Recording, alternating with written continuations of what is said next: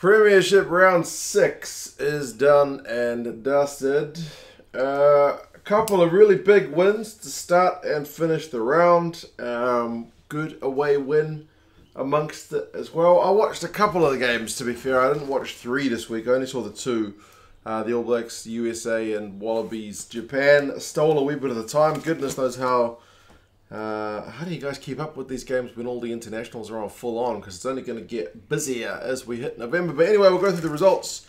And you guys can let me know your thoughts on the round. The first one, Northampton and Worcester. I watched this one in its entirety.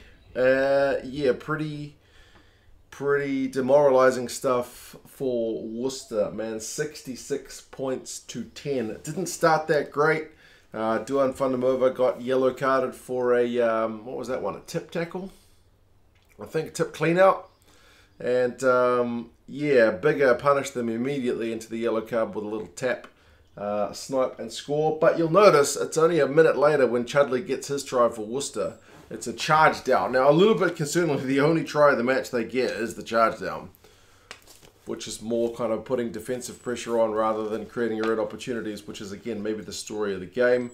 So, yeah, at least they managed to score during the yellow card, though. It got a bit helter-skelter, to be fair, and Northampton got another try. Worcester kicked the penalty. It's 12-10. 12-10 still game on. But that's kind of where it ended for Worcester.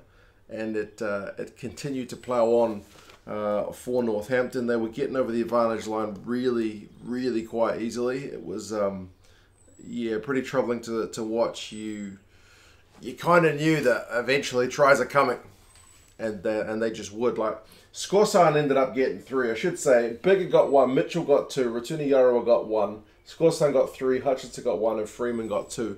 Freeman's kick pass to Skorsan is one of the more bizarre things. Like, if you've watched a lot of rugby, you'll know when there's certain things you don't see every day. Freeman's little kick pass, when there's just a bobbling ball on the ground and he kicks it like a football, and just Skorsan is in front of him and catches it, like that you don't see every day. That's a proper bit of skill from both of them. So, yeah, bizarre. I'm sure they checked if he was in front of the kicker. It's not, but it was just weird. But yeah, man, there was 33-10 at halftime. They were 40-10 points down, and then Worcester finally got a penalty. They missed touch with it. You're thinking, man, when it's not your day, it's not your day. And then actually, when Northampton had a line out, it wasn't straight, so they kind of got the ball in decent position. Worcester, I was thinking, right, well, it wasn't your day, but you still ended up with the ball in decent field position. And then, yeah, there was just loose ball from the scrum, I think. And, yeah, the Northampton guys kicked it through. It was quite frustrating. Worcester, I don't know, I just said they were getting shredded. And they would kick it.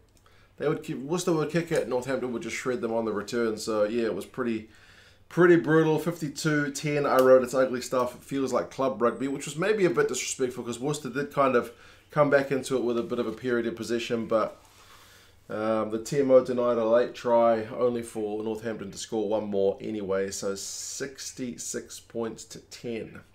Possession, 57%, territory, 53%. To Northampton, run meters 735 to 262. Knock-ons, somehow Worcester managed 15 to 6. So they had less ball but more knock-ons, more than double. Clean breaks 10 to 2. Turnovers conceded 21-12 to Worcester. So they don't have any of the stats you want and all the ones you don't want. Skorsan, despite the fact that he gets 3 tries, only finishes with 53 run meters. I say only. Freeman has 2 tries, 2 try assists, 128 run meters.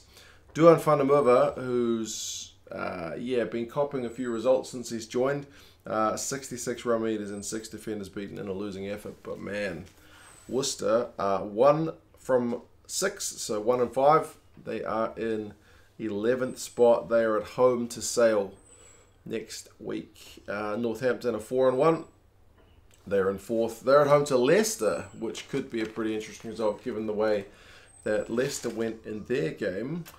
Speaking of Leicester, I didn't see this one in its entirety, I just saw the highlights, and the title of this video, they kind of give spoilers away on the Premiership website for what the game is.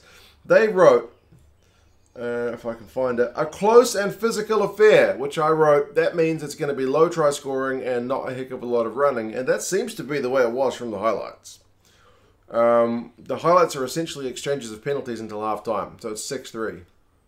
George Ford seems to be just knocking everything over. But yeah, the first try of the game to Liebenberg, it seems like one that's worth the price of admission because it's a proper bit of magic. Like, I mean, anytime you can see a loose forward run from as far as he did, it was a beautiful offload that set it up, and then Liebenberg into space. Made it 13-3. Penalties continued 16-6, and then 5 to go is 19-6. So it's kind of looking like game over. In the scheme of things, it doesn't look like Sale are going to come back and score a heap of points. But they did manage to get a maul try at the death and missed the conversion, which would have got them the losing bonus point. So 82 minutes it took them to get over the whitewash, but unconverted. So yeah, unfortunate for them. It's an 8-point loss, which is just one too many for that losing bonus point. But man, Leicester are 6 from 6. What is going on? Unbelievable start to the season. They are proving themselves very hard to beat. So yeah, we'll see. And Sale, like I mentioned, are away to Worcester. They are 8th. They are 2 wins, 3 losses, and a draw. So it's a bit of a mixed bag for them. It'll be interesting to see how they go once all the internationals are gone for the November matches. But anyway, as I mentioned, Leicester 6 from 6 first, clearly. Yeah, away to Northampton. That's going to be an interesting match just because you know, both sides are doing pretty well. Harlequins and Bath, that's a side not doing too well in Bath because they have got somewhat of the opposite record of Leicester and that they haven't yet picked up a win. And an away trip to Harlequins was not their chance to get the winning record underway. 31 points to 17 maybe seems, again, I didn't see this one in full. I didn't think that it was that kind of fair a result. Bath were in the game for a while. For quite some time. They were even in the lead for quite a while. But, yeah, a couple of late tries from Harlequins really blew the scoreline out. I mean, it started pretty well for Harlequins. They get tries through Esterhazen, a double within kind of 20 minutes. So it's a pretty sweet start for them. It was like Esterhazen scored a try, Bath kicked a penalty, and then Esterhazen scored another try. So it's,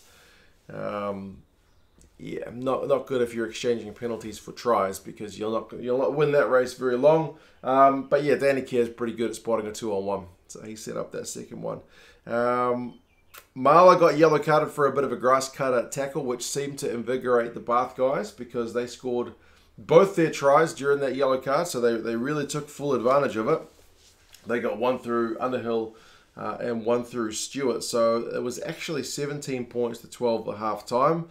But man, I guess when you need someone to spark your guys back into life, Marcus Smith's that man. So 48 minutes, he puts them back in front. And there's nothing much doing until the end of the game when Harlequins put in a quick-fire double. So they get the bonus point. Dombrandt's pass to Marchant for one of them is just a thing of beauty again. How he took it and how he passed it. Phenomenal skill set. But yeah, a double for Marchant is proper salt in the wound with the last one. So yeah, it ends up being a pretty big win. But it was close for large periods until it wasn't. So Harlequins are 4-1. They are in second. They are home to Saracens next week, which will be a fascinating one to watch given both those sides have the same record. And Bath, none from 5. At least it wasn't the embarrassing stuff that we saw last week, but still 31-17. Only able to get those points, the tries anyway, during the yellow card is still a touch concerning. They are in 13th, home to Wasps, who it seems may have prepared themselves for this coming game rather than the game they played this week. But anyway, we'll get to that one in a second. Gloucester and Newcastle, another one that I didn't see in full. It was always going to be a tight one, I think, based on the records of the team going into this one. And it proved pretty tight. 29-20 is still pretty comfortable in that it wasn't under threat at the death for Gloucester. But it was a bit of back and forth again. Gloucester, good lead, man. They got a couple of penalties and then a maul try through Rapava Ruskin. So they had a nice 13-0 lead at half-time. But it seemed like one of those ones where the ground maybe looks a bit tilted because then one side goes down the other end, which all the points were scored at, and scores a bunch of points because Newcastle, they got one try which looked a bit dodgy, and especially because the highlights didn't say why it wasn't a forward pass. But it seems like from further investigation on my part that there was a try given where Newcastle passed the ball and it hits a Gloucester player's back and then goes forward. So it's not a forward pass. It's just goes backwards off a Newcastle player, which would be, sorry, off a Gloucester player, which is kind of forwards from a Newcastle point of view. So it's nothing doing. So yeah, it sparks a bit of a Newcastle comeback. They get 10 unanswered points. So it's 16 points to 10. One of those ones where if you're sitting down the other end of the ground where none of the points have been scored, you're kind of cursing your luck. But yeah, Gloucester kept the scoreboard ticking over, 19 points to 20, 22 points to 20 with some penalties, and then Johnny May's try at the end meant it's well and truly over, 29-13. Interestingly, he's one of the guys who's opted to wear the leggings, which is an interesting look. And then Newcastle get a consolation try at the death. Yeah, 83 minutes. So they don't get a losing bonus point, but it looks kind of tighter on the scoreboard than if it had been, 29 points to 13. So yeah, not like a really open game from the stats anyway. 249 run meters to 312 with Newcastle edging that, both sides tackling around about 90%. But Newcastle's defensive shift seems to have won the day because 100. Did I say Newcastle? Gloucester's defensive shift seems to have won the day. 170 tackles to Newcastle's 84. And Newcastle's discipline may be a bit costly. 15 penalties conceded to 7. You know when you're conceding double the penalties of your opposition, something's wrong. Chick continues to impress, man. 59 run meters, 5 defenders beaten. Johnny May, 71 for him. 3 clean breaks, 3 defenders beaten. Must be those leggings, eh? Doing pretty well there. So Gloucester, it's starting to look a bit rosier after looking a little bit poor for a couple of weeks, but they're coming right. 3 wins, 2 losses, and a draw in 5th. Home to Exeter next round, and then Newcastle 3-3. So it's a middling record for them. They are on the bye. I'm not sure if it's a good time to have a bye during the. When's the best time to have a bye? Is it when all the internationals are away? Anyway, the next one, London Irish and Exeter. I did watch this one. What a crazy game that one. I didn't pick that. London Irish were winless up until this point, and they go into Sandy Park and get a win, a bonus point win as well. Tell me if you picked it, because I'm first in my Super Brew pool out of 100 odd people, and I didn't pick that. No, not a chance. Flying start for them as well. Crevy can't stay out of the tries. He only played about 15 minutes, and he still managed to score a try. He went off injured. He was looking sore after about when Rona scored on about 9 minutes, 10 minutes, and he went off a few minutes later. But yeah, Crevy, London Irish had a penalty, they had a line-up, they had a scrum, and then within a few minutes, Crevy is over. Rona went over after London Irish went about 15 phases. Phipps' distribution was pretty quick, so he'd be thanking his forwards for getting them forward. And then, yeah, so 14 points to 0 lead. But it did kind of come back to regular service. You're expecting an Exeter fight back, and they did. They got a quick fire double through Whitty and Hogg, so 24 and 22 minutes the times of those tries. So really a quick fire double. One's the forwards, basically, and one's the back, so Exeter can do a bit of both. And it's 14-all. 14-all, you're thinking, right, yeah, Exeter will probably turn the screws in the second half. Yeah, it was all tied up. So like I mentioned, London Irish did kind of manage to slow the Exeter momentum come the start of the second half, and they went back in front.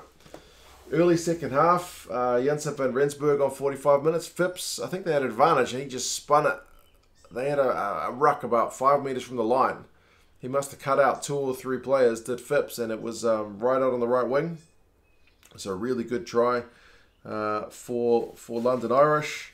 And then another one after they had a quick tap. Like, London Irish weren't taking threes. They had a very kickable penalty in Exeter territory, and I guess they figure Exeter are going to come back, so we better get ourselves a good lead while we can build it rather than just taking the threes. And it paid off because they got a try through Loader on 50. So kind of a quick fire-ish double for them. So they're up 26 points to 14. But again, you're waiting, just like the first half, you're waiting for Exeter's comeback. They get one through Noel. He had mostly a bit of individual brilliance. But then, like, Hassel Collins has won down the blind side. That makes you kind of really believe, man, London Irish are going to get this done. Sure enough, they did, man. They held out. They held out really well, like 12-point lead. London Irish did miss a penalty on 71, which would have put it beyond 2 scores, but it didn't make a difference. So, man, what an emphatic way to get your season, not season, but your wins underway. 33-21. I mean, Exeter's possession is 62, but London Irish's territory is 53, so it's a bit of a split. Knock-ons 12-7, so Exeter will be a bit concerned with how often they drop the pill, and overall turnovers conceded, including the knock-ons, is 19-9. So Exeter are a bit guilty of not treasuring the pill, and London Irish were pretty furious at the breakdown. Hogg finishes with 115 run meters and 4 defenders beaten. Hassel Collins, 85 run meters, 4 defenders beaten. So some of the backs were proper lighting it up in this game. Yeah, London Irish, multiple guys made 20-plus tackles. So defensively, 239 tackles at 89% is a pretty good defensive shift. Exeter make 141, so yeah, good game, man. Good game. London Irish are a win, 3 losses and 2 draws in 9th. And Exeter are 3-3, they're in 6th. So Exeter are away to Gloucester, and London Irish are at home to Bristol, which will also be an interesting game because Bristol, like London Irish, you're not quite sure what you're going to get from them at the moment. But London Irish, admittedly, in the games they've been losing, haven't really been bad. So it's maybe not a huge shock to the system that they finally got it right.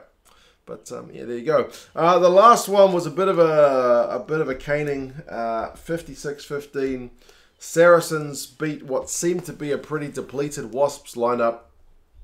A lot of guys out, injured or rested seemingly for this game from the Wasps guys. So, yeah, they got pretty handily beaten. I didn't see the game before, just saw the highlights.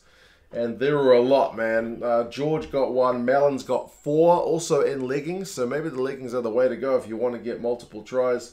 Billy V got 1. Well, Johnny May only got 1 try. Lazowski got 1, and Earl got 1. They did get 2 for Wasps, Gopeth and Kibarigi. Kibarigi's one was a pretty nice bit of skill and pace. But yeah, man, 56-15 is a bit of a hiding. Like Saracens had a 13-0 lead after 13 minutes, which was pretty ominous, wasn't it? Wasps did kind of stop the momentum seemingly with a penalty, but then Saracens just went and scored 2 more tries. So half-time, it's like 27-3. Looking like it's going to be a pretty hard day at the office. It was seemingly more of the same in the early second half, but Wasps got a couple of tries. So 32-15, I was thinking, because I couldn't remember the result. I think I had seen the result, which I probably knew Saracens won it. But again, when you're watching as much rugby, it's hard to kind of remember exactly what happens. I wasn't sure about the scoreline, so are they going to come back? But nah, then Mellons alone gets 4 tries, so yeah.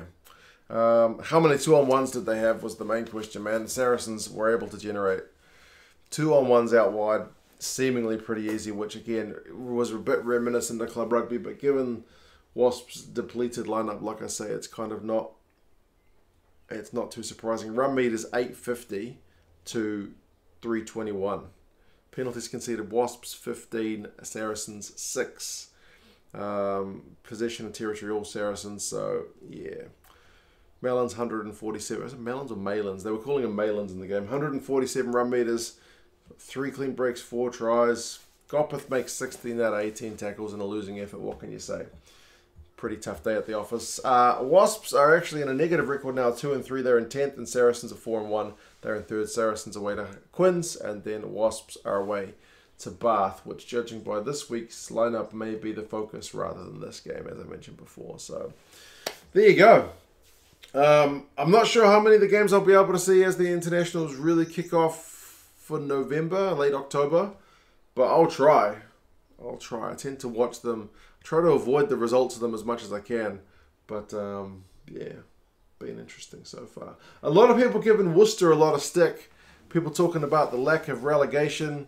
meaning teams are getting hidings. I don't know, eh?